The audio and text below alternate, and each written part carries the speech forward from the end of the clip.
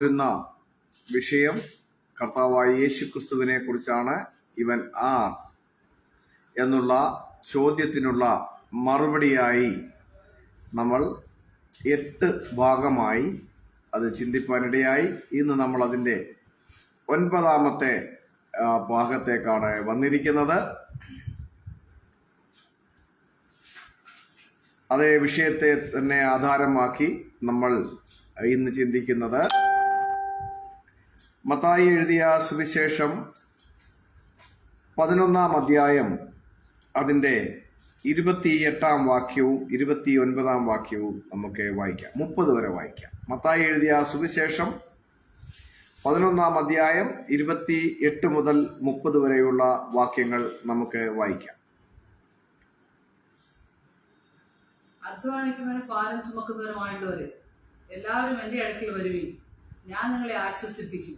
ഞാൻ സൗമ്യതയും താഴ്മയുള്ളവനാകയാൽ എൻ്റെ നുകം ഏറ്റുകൊണ്ട് എന്നോട് പഠിപ്പിൻ. എന്നാൽ നിങ്ങളുടെ ആത്മാക്കൾക്ക് ആശ്വാസം കണ്ടെത്തും. എൻ്റെ നുകം മൃദുവും എൻ്റെ ചുമട് ലഘുവുമാകുന്നു. ഈ വായിച്ച വചനഭാഗം നമുക്കെല്ലാവർക്കും വളരെ സുപരിചിതമാണ്. ഇവിടെ കർത്താവായ യേശുക്രിസ്തു പറയുന്നത്, അധ്വാനിക്കുന്നവരും ഭാരം ചുമക്കുന്നവരും ആയുള്ളവരെ എല്ലാവരും എൻ്റെ അടുക്കൽ വരുവീൻ, ഞാൻ നിങ്ങളെ ആശ്വസിപ്പിക്കും. ഈ വചനഭാഗത്ത് നമ്മൾ കാണുന്ന കർത്താവായ യേശുക്രിസ്തു ആശ്വാസം നൽകുന്നവനാണ്, ആശ്വാസദായകൻ.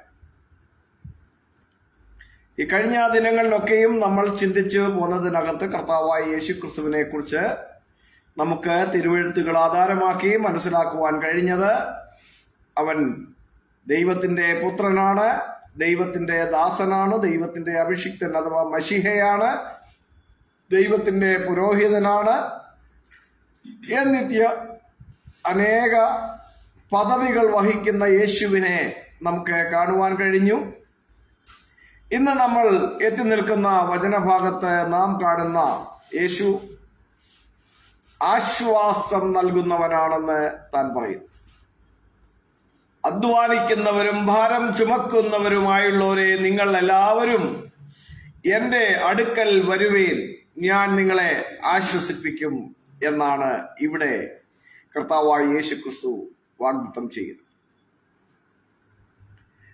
ഈ വചനഭാഗത്തെ എടുത്തുകൊണ്ട് ചില രാഷ്ട്രീയ പാർട്ടികൾ യേശുക്രിസ്തു അവരുടെ പാർട്ടിക്കാരനാണ് എന്ന് വ്യാഖ്യാനിക്കുന്നത് ഞാൻ കേട്ടിട്ടുണ്ട്. അധ്വാനിക്കുന്ന ജനവിഭാഗത്തിൻ്റെ ആൾക്കാരെന്ന് പ്രഖ്യാപിക്കുന്ന രാഷ്ട്രീയ പാർട്ടി യേശുക്രിസ്തു അവരുടെ പാർട്ടിയിൽപ്പെട്ട ആളാണെന്നൊക്കെ ഈ വാക്യം എടുത്തുകൊണ്ട് പോയി വ്യാഖ്യാനിക്കുന്നത് ഞാൻ കേട്ടിട്ടുണ്ട്. എന്നാൽ അവർ ഉദ്ദേശിക്കുന്ന ഒരു അർത്ഥമല്ല കർത്താവായ യേശുക്രിസ്തു ഇവിടെ മുന്നോട്ട് വയ്ക്കുന്നത് എന്ന് തുടർന്ന് നമ്മൾ വായിക്കുകയും പഠിക്കുകയും ചെയ്യുമ്പോൾ നമുക്ക് മനസ്സിലാക്കുവാൻ കഴിയുന്നതാണ്.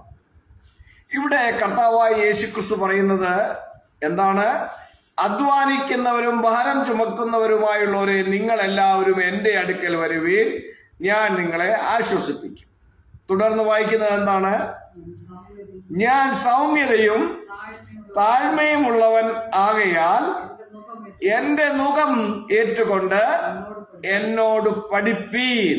അപ്പോൾ ഇവിടെ സൗമ്യതയും താഴ്മയും ഉള്ളവനായ യേശു പറയുന്നത്, തന്നോട് ചേർന്ന് നിന്നുകൊണ്ട് തൻ്റെ നുകം ഏറ്റുകൊണ്ട് തന്നോട് പഠിക്കുവാനാണ്, യേശുക്രിസ്തുവിൽ നിന്നും പഠിക്കുവാനാണ് കർത്താവായ യേശുക്രിസ്തു ഇവിടെ പ്രബോധിപ്പിക്കുന്നത്. അപ്പോൾ യേശുക്രിസ്തുവിനോട് ചേർന്ന് നിൽക്കുകയും യേശുക്രിസ്തുവിന്റെ നുകമേറ്റുകൊണ്ട് യേശുക്രിസ്തുവിനോട് പഠിക്കുകയും ചെയ്യണം എന്നുള്ളതാണ് ഇവിടെ യേശുക്രിസ്തു വ്യക്തമാക്കുന്നത്. യേശുക്രിസ്തുവിനോട് പഠിക്കണം. യേശുക്രിസ്തുവിനോട് പഠിക്കുന്നുവെങ്കിൽ മാത്രമേ നാം ശരിയായ പാതയിൽ നിൽക്കുവാൻ നമുക്ക് കഴിയുകയുള്ളൂ. യേശുക്രിസ്തുവിനെ വിട്ടിട്ട് മറ്റുള്ള ആൾക്കാരെ നമ്മുടെ ഗുരുക്കന്മാരാക്കിയാൽ ആത്മീക വിഷയത്തിൽ നമുക്ക് പഠിക്കേണ്ട കാര്യങ്ങളെ കൃത്യതയോടുകൂടി പഠിക്കുവാൻ കഴിഞ്ഞു എന്ന് വരികയില്ല. First priority goes to the Lord Jesus Christ. ആത്മീക വിഷയത്തിൽ പഠിക്കുവാനുള്ള ഗുരുക്കന്മാരുടെ എണ്ണത്തിൽ ഒന്നാമനായി നമുക്ക് ലഭിച്ചിരിക്കുന്നത് നമ്മുടെ കർത്താവായ യേശുക്രിസ്തുവിനെയാണ്. യേശുക്രിസ്തു പഠിപ്പിച്ചതിന് വിപരീതമായി, യേശുക്രിസ്തു പഠിപ്പിച്ചതിനെ കോൺട്രാഡിക്റ്റ് ചെയ്യുന്ന നിലയിൽ ഏതൊരുവൻ പഠിപ്പിച്ചാലും അവനെ ഗുരുവായി നമുക്ക് കണക്ക് കൂട്ടുവാൻ കഴിയുകയില്ല എന്നുള്ളത് ദൈവമക്കൾ വളരെ സൂക്ഷ്മതയോടെ ഹൃദയത്തിൽ ഉറപ്പിക്കേണ്ട വസ്തുതയാണ്. അതുകൊണ്ടാണ് യോഹന്നാൻ അപ്പോസ്തലൻ ലേഖനം എഴുതുമ്പോൾ പറയുന്നത്, രണ്ടാം ലേഖനം, യോഹന്നാൻ അപ്പോസ്തലൻ എഴുതിയ രണ്ടാം ലേഖനം, അതിന്റെ 9-10 വാക്യങ്ങൾ നമുക്കൊന്ന് പരിശോധിക്കാം. എന്താണ് താൻ അവിടെ പറയുന്നത്?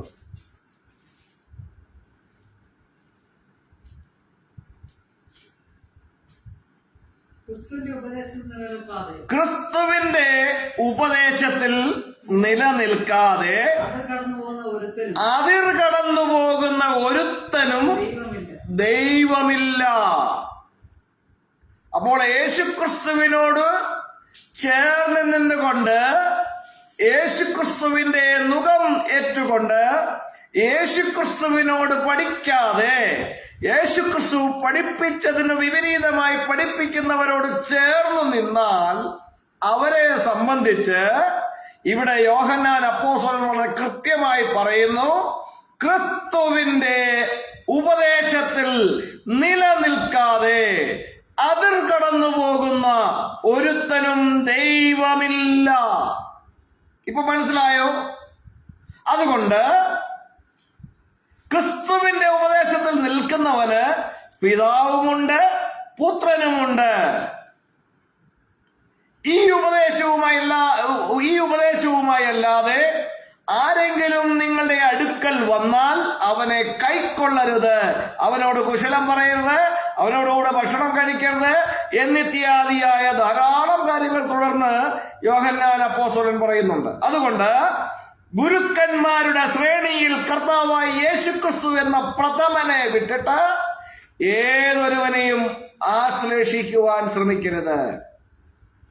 ഇവിടെ കർത്താവായ യേശുക്രിസ്തു അധ്വാനിക്കുന്നവരും ഭാരം ചുമക്കുന്നവരുമായുള്ളവരെ, നിങ്ങൾ എല്ലാവരും എന്റെ അടുക്കൽ വരുവീൻ, ഞാൻ നിങ്ങളെ ആശ്വസിപ്പിക്കും എന്ന് പറഞ്ഞിട്ട് പറയുന്നത്, എന്നോട് ചേർന്ന്, ഞാൻ താഴ്മയും സൗമ്യതയുമുള്ളവനാകയാൽ എന്റെ മുഖമേറ്റുകൊണ്ട് എന്നോട് പഠിപ്പീൻ, എന്നാൽ നിങ്ങളുടെ ആത്മാക്കൾക്ക് ആശ്വാസം ലഭിക്കും. അതായത് നിങ്ങളുടെ ആത്മാക്കൾക്ക് ആശ്വാസം കണ്ടെത്തുവാൻ കഴിയും. എന്റെ നുകം മൃദുവും എന്റെ ചുമട് ലഘുവും ആകുന്നു എന്നാണ് കർത്താവായ യേശുക്രിസ്തുവിടെ പറഞ്ഞത്.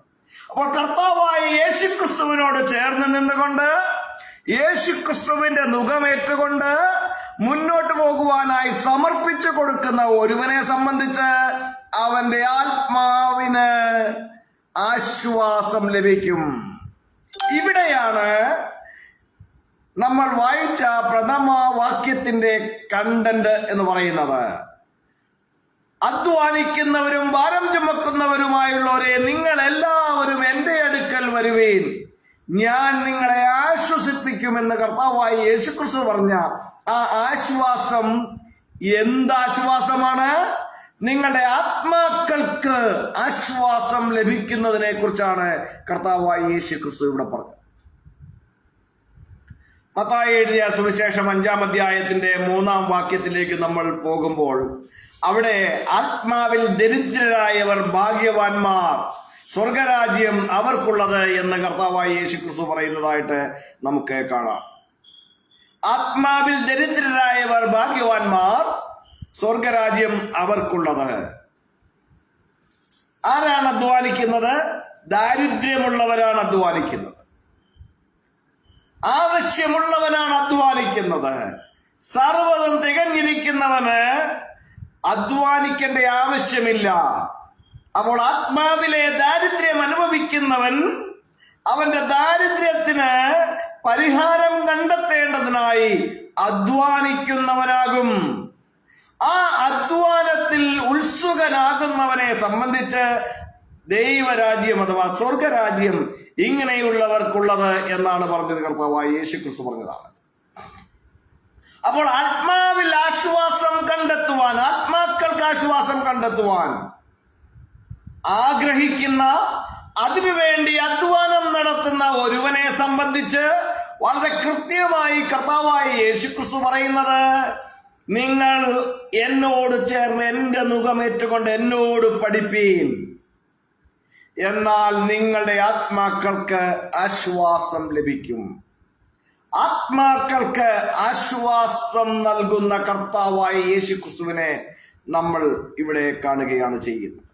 നമ്മൾ ഈ ഭാഗം ചിന്തിക്കുമ്പോൾ നമുക്കൊരു വചനഭാഗം കൂടി ഇതിനോട് ചേർത്ത് പഠിക്കുന്നത് വളരെ പ്രയോജനപ്പെടും. അപ്പോസ്തല പ്രവൃത്തികളുടെ പുസ്തകം 15-ാം അധ്യായം 10 മുതൽ 12 വരെയുള്ള വചനഭാഗങ്ങൾ ഇതിനോട് ചേർത്ത് പഠിച്ചാൽ അവിടെ നുകത്തെക്കുറിച്ചൊരു പരാമർശം അപ്പോസ്തലന്മാർ നടത്തുന്നു. അപ്പോസ്തല പ്രവൃത്തി 15-ാം അധ്യായം 10 മുതൽ 12 വരെയുള്ള വാക്യഭാഗം. ആകയാൽ നമ്മുടെ പിതാക്കന്മാർക്കും നമുക്കും ചുമപ്പാൻ കഴിഞ്ഞിട്ടില്ലാത്ത നുകം ശിഷ്യന്മാരുടെ കഴുത്തിൽ വെപ്പാൻ നിങ്ങളിപ്പോൾ ദൈവത്തെ പരീക്ഷിക്കുന്നത് എന്ത്? കർത്താവായ യേശുക്രിസ്തുവിന്റെ കൃപയാൽ രക്ഷ പ്രാപിക്കുമെന്ന് നാം വിശ്വസിക്കുന്നത് പോലെ അവരും വിശ്വസിക്കുന്നു. ഇവിടെ നടക്കുന്ന സംഗതി എന്താണെന്നറിയാമോ? വിജാതീയരായ ആളുകൾ സുവിശേഷം കേട്ട് കർത്താവായ യേശുക്രിസ്തുവിലൂടെ ലഭ്യമാകുന്ന രക്ഷ അഥവാ നിത്യജീവന്റെ അവകാശത്തിലേക്ക് എത്തുന്നു. അവരുടെ ആത്മാക്കൾക്ക് അവർ ആശ്വാസം കണ്ടെത്തി കർത്താവായ യേശുക്രിസ്തുവിലൂടെ. അങ്ങനെ ആശ്വാസം കണ്ടെത്തിയതായ വിശ്വാസികളായ വിജാതീയരായ പ്രിയപ്പെട്ടവരെ ചിലർ വന്നിട്ട്, യഹൂദിയയിൽ നിന്ന് വന്ന ചിലർ, അവരാരാണ്? അവർ യഹൂദന്മാരാണ്, അവർ പരിച്ഛേദനക്കാരാണ്. അങ്ങനെയുള്ള ആൾക്കാർ വന്നിട്ട് അവർ പറഞ്ഞതായിട്ട് നമ്മൾ 1-ാം വാക്യത്തിൽ വായിക്കുന്നത്, 15-ാം അധ്യായത്തിലെ 1-ാം വാക്യം വായിക്കാം. യഹൂദരിൽ ചിലർ വന്ന്, നിങ്ങൾ മോശ കൽപ്പിച്ച ആചാരം അനുസരിച്ച് പരിച്ഛേദന ഏൽക്കാൻ രക്ഷപാലിക്കാൻ കഴിയുന്ന സഹോദരന്മാരെ ഉപദേശിച്ചു. അപ്പോൾ ഇവിടെ യഹൂദിയയിൽ നിന്ന് ചിലർ വന്നിട്ട് ഈ വിജാതീയരിൽ നിന്ന് രക്ഷ നേടി ക്രിസ്തുവിലേക്ക് വന്നവരായ ആൾക്കാരെ ഇവിടെ വഴിതെറ്റിക്കുവാൻ ശ്രമിക്കുന്നതായിട്ടാണ് നമുക്ക് കാണുവാൻ കഴിയുന്നത്. അവർ പറയുന്നത് എന്താണ്? മോശെ കൽപ്പിച്ച ആചാരം അനുസരിച്ച് പരിച്ഛേദന ഏൽക്കാഞ്ഞാൽ നിങ്ങൾക്ക് രക്ഷ പ്രാപിപ്പാൻ കഴിയുകയില്ല എന്ന ഉപദേശവുമായി വന്നു. ഇതിനോട് ബന്ധപ്പെട്ട് അപ്പോസ്തലന്മാർ ഈ വിഷയം, പൗലോസും ബർണ്ണബാസും ഈ വിഷയം അവരുടെ മുമ്പിൽ ഉന്നയിച്ചപ്പോൾ നിർണയം ചെയ്ത വിഷയമാണ് നമ്മളിവിടെ വായിക്കുന്നത്. അവിടെ അപ്പോസ്തലന്മാർ പറയുന്നത്, നമുക്കും നമ്മുടെ പിതാക്കന്മാർക്കും ചുമപ്പാൻ കഴിയാത്ത നുകം നമ്മൾ എന്തിനാണ് വിശ്വാസികളുടെ മേൽ അടിച്ചേൽപ്പിക്കുന്നതെന്നാണ് അവരുടെ ചോദ്യം. അത് വേണ്ട എന്നുള്ളതാണ് അവർ തീരുമാനിച്ചത്. അപ്പോൾ മോശയുടെ ന്യായപ്രമാണം അനുസരിച്ച് പരിച്ഛേദന ഏൽക്കാഞ്ഞാൽ രക്ഷ കിട്ടില്ല എന്ന ഉപദേശത്തിന് അപ്പോസ്തലന്മാർ എത്തിച്ചപ്പെട്ടതായ തീരുമാനമാണ് ഈ നുകം. അത് അവരുടെ പിതാക്കന്മാർക്കും അവർക്കും ചുമപ്പാൻ കഴിയാത്ത നുകമായിരുന്നു. ആ നുകം ചുമക്കുന്നതിലൂടെ അല്ല രക്ഷ പ്രാപിക്കുന്നതെന്ന് അപ്പോസ്തലന്മാർ പറഞ്ഞു വെക്കുകയാണ് ചെയ്യുന്നത്. പിന്നെയോ കർത്താവായ യേശുക്രിസ്തുവിന്റെ കൃപയാലാണ് രക്ഷ പ്രാപിക്കുന്നതെന്ന് അത് നമ്മളും വിശ്വസിക്കുന്നു. ആര്? ഈ പരിച്ഛേദനക്കാരായ അപ്പോസ്തലന്മാരും വിശ്വസിക്കുന്നു. അതുപോലെ തന്നെ ഈ വിജാതീയരും വിശ്വസിക്കുന്നു. അതുകൊണ്ട് കർത്താവായ യേശുക്രിസ്തുവിനോട് ചേർന്ന് അവൻ പഠിപ്പിച്ചതായ നുകമേറ്റെടുത്തുകൊണ്ട് മുന്നോട്ട് പോകുന്ന ഒരുവനെ സംബന്ധിച്ച് അവന്റെ ആത്മാക്കൾക്ക് ആശ്വാസം കണ്ടെത്തുവാൻ കഴിയും. അവന് രക്ഷ കിട്ടും എന്നുള്ളത് വിശുദ്ധ തിരുവെഴുത്ത് നമ്മളെ പഠിപ്പിക്കുകയാണ് ചെയ്യുന്നത്. അപ്പോൾ ഇത് പറയുമ്പോൾ ന്യായപ്രമാണത്തെ യേശുക്രിസ്തു മാറ്റി എന്ന് തെറ്റിദ്ധരിക്കേണ്ട ആവശ്യമില്ല. അത് വേറൊരു വിഷയമാണ്. അത് മോശയുടെ ന്യായപ്രമാണത്തെ സംബന്ധിച്ചല്ല, മറിച്ച് ദൈവിക പ്രമാണങ്ങളെ സംബന്ധിച്ചാണ്. അപ്പോൾ ചോദിക്കും, പരിച്ഛേദന ഇതിനകത്ത് പെടുന്ന കാര്യമല്ലേ? പരിച്ഛേദന എന്ന് പറയുന്നത് അബ്രഹാമിനോടുള്ള ദൈവത്തിന്റെ ഉടമ്പടിയാണ്. അത് അബ്രഹാമിന്റെ ജഡത്തിൽ നിന്ന് ഉദ്ഭവിക്കുന്ന പുരുഷപ്രജകൾക്കും, പ്രത്യേകം ശ്രദ്ധിക്കണം, അത് പുരുഷപ്രജകൾക്ക് മാത്രം വച്ചിരിക്കുന്ന കാര്യമാണ്. സ്ത്രീകൾ അതിൽ പെടുന്നതേയില്ല. പ്രത്യേകം നോട്ട് ചെയ്യേണ്ട വിഷയമാണ്. പരിച്ഛേദന എന്ന സംഗതി ദൈവം അബ്രഹാമുമായി ചെയ്ത ഉടമ്പടി അവരുടെ ശരീരത്തിൽ ഏൽക്കേണ്ട അടയാളമായ നിയമമാണ്. ശരീരത്തിൽ ഏൽക്കേണ്ട അടയാളമായ നിയമം, ഐഡന്റിഫിക്കേഷൻ മാർക്ക്. അത് പുരുഷന്മാർക്ക് മാത്രമാണ് പറഞ്ഞു കൊടുത്തത് എന്ന് മറന്നു പോകരുത്. അപ്പോൾ അവിടെ സ്ത്രീകൾക്ക് പരിച്ഛേദന എന്ന് പറഞ്ഞൊരു സംഗതിയെ പറഞ്ഞിട്ടില്ല എന്ന് മറന്നു പോകരുത്. എന്നാൽ ക്രിസ്തുവിൽ സ്ത്രീ എന്നും പുരുഷനെന്നുമില്ല, യഹൂദനെന്നും യവനനെന്നുമില്ല, ദാസനെന്നും യജമാനെന്നുമില്ല, എല്ലാവരും ക്രിസ്തുവിൽ ഒന്ന് എന്ന കൺക്ലൂഷനിലേക്കാണ് അപ്പോസ്തലന്മാർ എത്തിയതെന്ന് നമ്മൾ മറന്നു പോകരുത്. അപ്പോൾ ഈ പരിച്ഛേദന എന്ന വിഷയം പുരുഷന്മാർക്ക്, അത് ആർക്കാണ്? അബ്രഹാമിന്റെ ജഡത്തിൽ നിന്നും ഉദ്ഭവിക്കുന്ന തന്റെ തലമുറകൾക്ക് വേണ്ടിയിട്ടാണ് കൊടുത്തത്.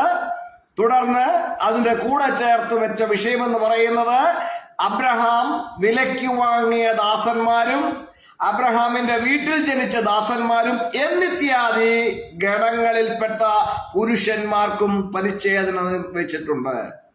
എന്നാൽ കർത്താവായ യേശുക്രിസ്തുവിലൂടെയുള്ള രക്ഷയ്ക്ക് ഇതൊരു വിഷയമേ അല്ല.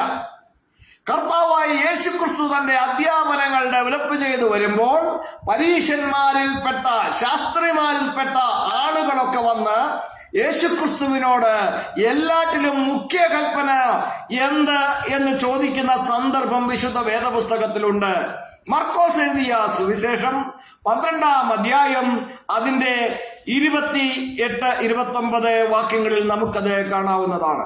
അവിടെ കർത്താവായ യേശുക്രിസ്തു ഈ കാര്യങ്ങളിൽ കൃത്യമായ വിശദീകരണം കൊടുത്തിട്ടുണ്ട്.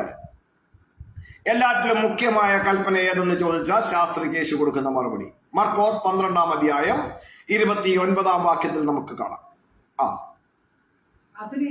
അതിന് യേശു എല്ലാറ്റിലും മുഖ്യ കൽപ്പനയോ, ഇസ്രായേലെ കേൾക്ക, നമ്മുടെ ദൈവമായ കർത്താവ് ഏക കർത്താവ്, ഇസ്രായേൽ യാഹുവ എലോഹിനു യാഹുവ യക്കാദ്.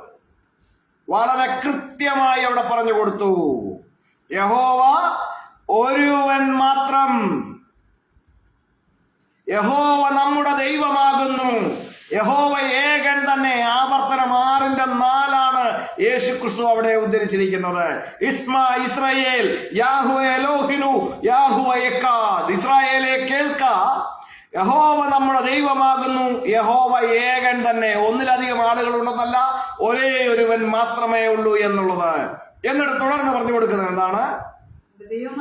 നിന്റെ ദൈവമായ കർത്താവിനെ നീ പൂർണ്ണ ഹൃദയത്തോടും പൂർണ്ണ ആത്മാവോടും പൂർണ്ണ മനസ്സോടും കൂടെ പൂർണ്ണ ശക്തിയോടും കൂടെ സ്നേഹിക്കണം എന്നതാണ്. ഇതാണ് ഒന്നാമത്തേതും സകലത്തിലും മുഖ്യമായ കൽപ്പന. ഇതിനേക്കാൾ വലിയൊരു കൽപ്പനയേയില്ല. അടുത്തത് രണ്ടാമത്തെ കൽപ്പനയായി പറയുന്നത് നിന്റെ കൂട്ടുകാരനെ അല്ലെങ്കിൽ നിന്റെ അയൽക്കാരനെ നിന്നെ പോലെ തന്നെ സ്നേഹിക്കണം. ഇവയിൽ വലുതായി ഒരു കൽപ്പനയുമില്ല, ഇവയിൽ വലുതായി ഒരു കൽപ്പനയുമില്ല. അപ്പോൾ ദൈവിക പ്രമാണമായ പ്രമാണങ്ങളൊക്കെ കൊടുത്തത് കർത്താവായ യേശു കൃത്യമായി വിശദീകരിച്ചിട്ടുണ്ട്. മനുഷ്യൻ ദൈവവുമായി പലിച്ചു പോരേണ്ട വിഷയമാണ്. ഒന്നാമത്തേത്, അത് നിന്റെ ദൈവമായ കർത്താവിനെ നീ പൂർണ്ണ ഹൃദയത്തോടും പൂർണ്ണ ആത്മാവോടും പൂർണ്ണ മനസ്സോടും പൂർണ്ണ ശക്തിയോടും കൂടെ സ്നേഹിക്കണം. ദൈവത്തോടുള്ള സ്നേഹത്തിൽ മായം കലർത്താതെ അത് പൂർണ്ണതയോടുകൂടി ചെയ്യണം. അടുത്തത്, നിന്റെ കൂട്ടുകാരനെ അല്ലെങ്കിൽ നിന്റെ അയൽക്കാരനെ നിന്നെ പോലെ തന്നെ സ്നേഹിക്കണം. ഈ രണ്ട് കാര്യങ്ങൾ ചെയ്താൽ നീ ന്യായപ്രമാണം മുഴുവനും അതിൽ ആചരിച്ചിരിക്കുന്നു എന്നുള്ളതാണ് കർത്താവായ യേശു ക്രിസ്തുവിന്റെ അധ്യാപനം. പ്രിയരെ, കർത്താവായ യേശു ക്രിസ്തു ആത്മാക്കൾക്ക് ആശ്വാസം നൽകുന്നവനാണ്. അവന്റെ അടുക്കലേക്ക് വന്ന് അവനോട് ചേർന്ന് അവന്റെ മുഖമേറ്റുകൊണ്ട് അവനോട് പഠിക്കുവാൻ തയ്യാറായാൽ നിങ്ങളുടെ ആത്മാക്കൾക്ക് ആശ്വാസം ലഭിക്കും. ഇത് പിതാക്കന്മാർക്ക് ചുമപ്പുവാൻ കഴിയാത്ത, അവർക്ക് വഹിക്കുവാൻ കഴിയാത്ത നുകമല്ല, മറിച്ച് ഇത് ലളിതമാണ്, ഇത് മൃദുവാണ്. അതുകൊണ്ട് കർത്താവായി യേശു ക്രിസ്തുവിനോട് ചേർന്ന് പഠിക്കുവാൻ വരുന്ന ഒരുവനെ സംബന്ധിച്ച് അവൻ പാലിച്ചു പോരേണ്ടത് കർത്താവായി യേശു ക്രിസ്തു പഠിപ്പിച്ച ഉപദേശമാണ്. അതിൽ നിലനിൽക്കാതെ ഏതൊരു പിതാക്കന്മാര് പഠിപ്പിച്ചതാണെന്ന് കൊണ്ടും കരഞ്ഞുകൊണ്ട് നടന്നൊരു കാര്യമില്ല, ഒരു പ്രയോജനവുമില്ല. ക്രിസ്തുവിന്റെ ഉപദേശം ഫസ്റ്റ്. അല്ലാതെ ഞങ്ങളുടെ പിതാക്കന്മാർ ഞങ്ങൾക്ക് പറഞ്ഞു തന്നതാണെന്ന് പറഞ്ഞുകൊണ്ട് ക്രിസ്തു പറഞ്ഞതിന് വിപരീതമായ ഉപദേശം പ്രസ്താവിക്കുന്നവർ ക്രിസ്തുവിന്റെ ഉപദേശത്തിലല്ല നിൽക്കുന്നത്. അവർ അതിൽ കടന്നുപോയവരും അവർ ദൈവമില്ലാത്തവരുമാണെന്ന് വിശുദ്ധ തിരുവെഴുത്ത് നമ്മെ പഠിപ്പിക്കുന്നു. ആകയാൽ പ്രിയരെ, നാം വളരെ സൂക്ഷ്മതയുള്ളവരായിരിക്കണം. ചിലരൊക്കെ ബൈബിൾ പ്രകാരം ഉത്തരം പറയാൻ കഴിയാതെ അവരുടെ വിശ്വാസങ്ങളെ ഉപദേശങ്ങളെ സ്ഥാപിക്കുവാൻ കഴിയാതെ വരുമ്പോൾ അവർ എടുക്കുന്ന ഒരു സംഗതിയുണ്ട്. ഞങ്ങൾക്ക് ബൈബിൾ മാത്രമൊന്നുമല്ല, ഞങ്ങൾക്ക് ഞങ്ങളുടെ പാരമ്പര്യമുണ്ട്, ഞങ്ങളുടെ പിതാക്കന്മാർ ഞങ്ങൾക്ക് പകർന്നു തന്ന വിശ്വാസ ഉപദേശമുണ്ട്. ആയിക്കോട്ടെ, നിങ്ങൾ ഫോളോ ചെയ്തോളൂ. പക്ഷേ ക്രിസ്തുവിന്റെ ഉപദേശത്തിന് വിപരീതമാണ് നിങ്ങൾ ഫോളോ ചെയ്യുന്ന ഉപദേശമെങ്കിൽ അതിനർത്ഥം നിങ്ങൾ ദൈവമില്ലാത്തവരാണ്. ആകയാൽ പ്രിയരെ, നമ്മുടെ കർത്താവായ യേശു ക്രിസ്തു ആരാണെന്നാണ് ഇന്ന് നമ്മൾ പഠിച്ചത്. അവൻ ആത്മാക്കൾക്ക് ആശ്വാസം നൽകുന്നവനാണ്. ആയതിനായി ആത്മാക്കൾക്ക് ആശ്വാസം അന്വേഷിക്കുന്ന, സ്വന്തം ആത്മാവിന്റെ ആശ്വാസം അന്വേഷിക്കുന്ന ഏതൊരുവനും യേശുക്രിസ്തുവിനോട് ചേർന്ന് പഠിക്കുക. യേശുക്രിസ്തുവിനോട് ചേർന്ന് പഠിക്കുന്നവന് രക്ഷയ്ക്കായി ചെയ്യേണ്ടത് വളരെ ലളിതമായ കാര്യമാണ്. യേശുക്രിസ്തു പറഞ്ഞത് കേട്ട് യേശുക്രിസ്തുവിനെ അയച്ചവനിൽ വിശ്വസിക്കുന്നവന് നിത്യജീവനുണ്ട്. യോഹന്നാന്റെ സുവിശേഷം 5-ാം അധ്യായം 24-ാം വാക്യം.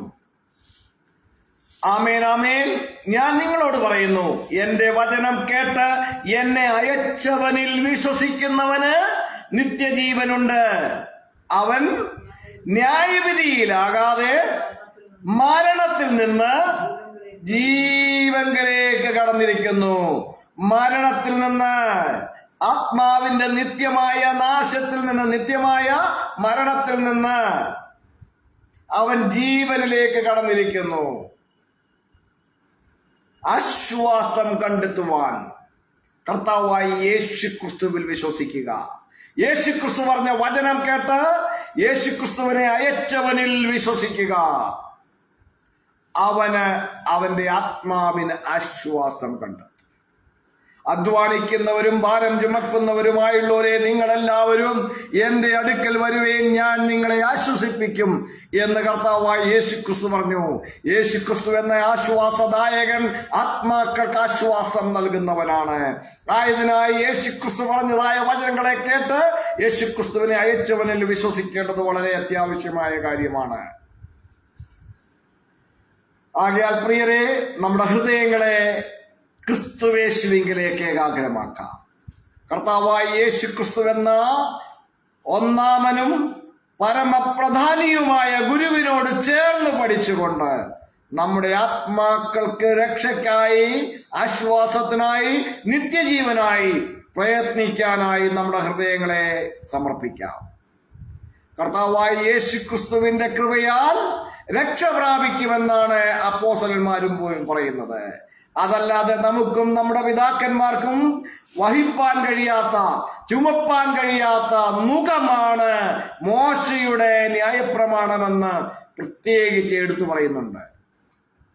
തെറ്റിദ്ധരിക്കരുത്. മോശയുടെ ന്യായപ്രമാണം അത് അപ്പോസ്തലന്മാർ പറയുന്നത് അവർക്കും അവരുടെ പിതാക്കന്മാർക്കും ചുമപ്പാൻ കഴിയാതിരുന്ന ഭാരിച്ച നുകമായിരുന്നു എന്നുള്ളതാണ്. അവിടെയാണ് കർത്താവായ യേശുക്രിസ്തു പറയുന്നത്, എന്റെ നുകം എങ്ങനെയുള്ളതാണെന്നാണ് പറയുന്നത്, മൃദുവും എന്റെ ചുമട് ലഘുവുമാകുന്നു. നിങ്ങൾക്ക് ചുമപ്പാൻ കഴിയാത്ത ചുമടല്ല യേശുക്രിസ്തുവിന്റെ നുകം. അത് മൃദുവാണ്. അവന്റെ നുകം, അത് അവന്റെ ചുമട് ലഘുവാണ്. ആകയാൽ പ്രിയരെ, കർത്താവായ യേശുക്രിസ്തു എന്ന ആശ്വാസദായകന്റെ അടുത്തേക്ക് നമ്മുടെ ഹൃദയങ്ങളെ ഏകാഗ്രമാക്കാം. നിത്യജീവന്റെ പ്രത്യാശയ്ക്കായി നമ്മെ തന്നെ സമർപ്പിക്കാം. കർത്താവായ യേശുക്രിസ്തുവിലുള്ള വിശ്വാസത്താൽ രക്ഷ പ്രാപിക്കും. കർത്താവായ യേശുക്രിസ്തുവിന്റെ കൃപയാൽ രക്ഷ പ്രാപിക്കും എന്ന് വിശുദ്ധ തിരുവെഴുത്ത് നമ്മെ പഠിപ്പിക്കുന്നതിനാൽ ഈ ആശ്വാസദായകനിലേക്ക് നമ്മുടെ ഹൃദയങ്ങളെ ഏകാഗ്രമാക്കാം. പ്രാർത്ഥനയ്ക്കായി നമ്മുടെ തലകളെ ദൈവസന്നിധിയിൽ വടക്കാം. കേൾക്കപ്പെട്ട വചനങ്ങളുടെ മുമ്പിൽ നാം എല്ലാവരും സമർപ്പണത്തോടെ പ്രാർത്ഥിക്കുമ്പോൾ സെൽവാനോസ് ബ്രദർ ശബ്ദമുയർത്തി പ്രാർത്ഥിക്കും.